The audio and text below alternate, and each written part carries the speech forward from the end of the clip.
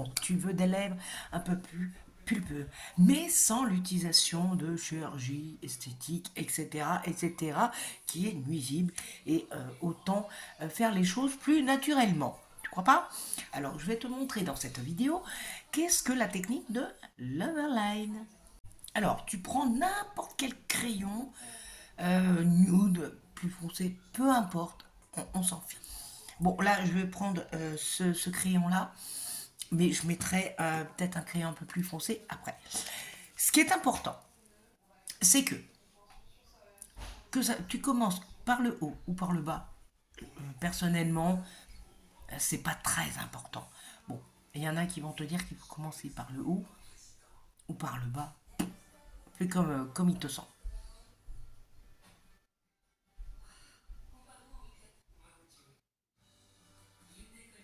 Il a le bordé, mais c'est pas très grave. Voilà.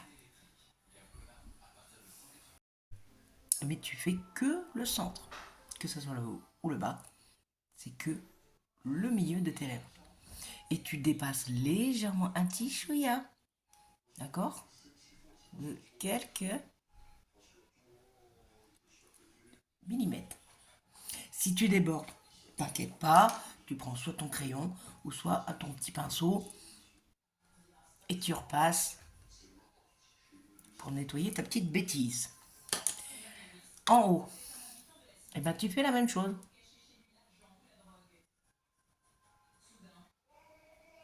Tu dépasses d'un petit millimètre, donc sur la peau, d'accord? Le contour de tes lèvres. Donc l'arc de Cupidon.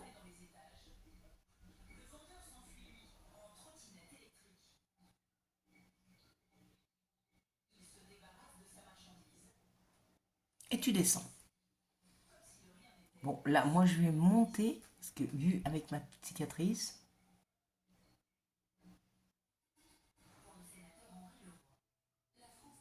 voilà, ok? Jusque-là, tout va bien. Mais attention, au niveau des commissures, on ne n'overline absolument pas les commissures. Donc les commissures, on reste sur la ligne de la lèvre.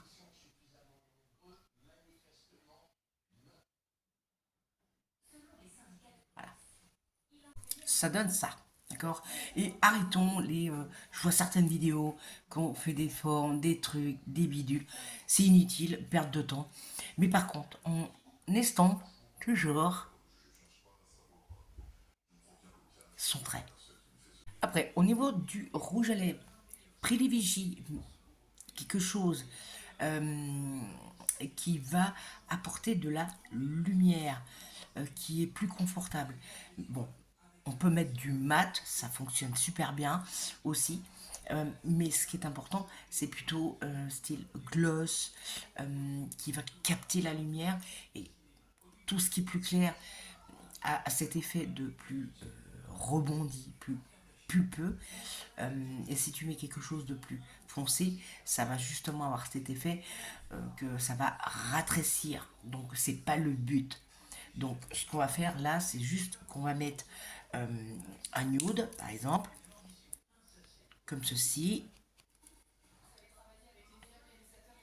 Hop, j'en mets ici, ici. En plus, je prends après mon pinceau.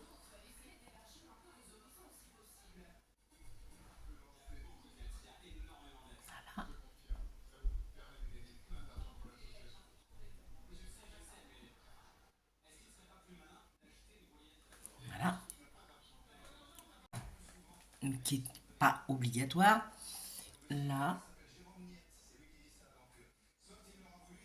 et de donner un peu plus de profondeur. Mais tu fais ça de chaque côté.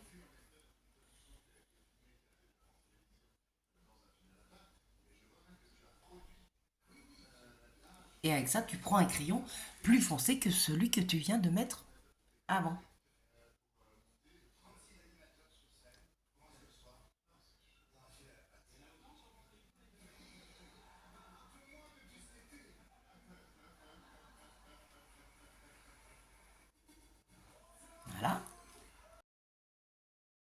Et pour apporter cet effet plus volumineux, entre guillemets, tu prends soit un gloss pailleté ou un fard liquide, comme les Révolution.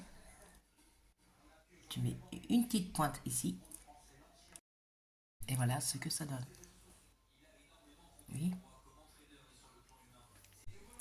Et voilà, n'hésite pas à t'abonner pour avoir encore plus d'astuces beauté. Et puis, je vais te laisser et puis te souhaiter surtout un très bon dimanche.